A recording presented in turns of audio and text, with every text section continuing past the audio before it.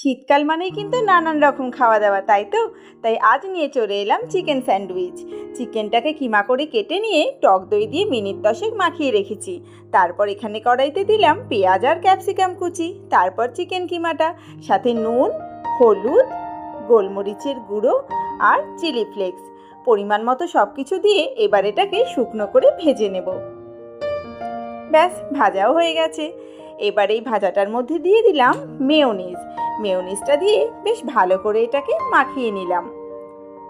আর তারপর নিয়ে নিয়েছি ব্রাউন ব্রেডের মধ্যে ঠিক এরকমভাবেই পুরোটা দিয়ে তারপরে আরেকটা ব্রেড দিয়ে চাপা দিয়ে দেব।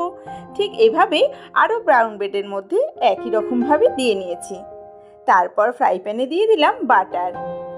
একটা দিক বেশ লাল লাল করে ভেজে নিয়ে উল্টো দিকে বাটার দিয়ে উল্টো সাইডটাও ভেজে নিলাম। ব্যাস, রেডি ঝটপট আমাদের চিকেন স্যান্ডউইচ।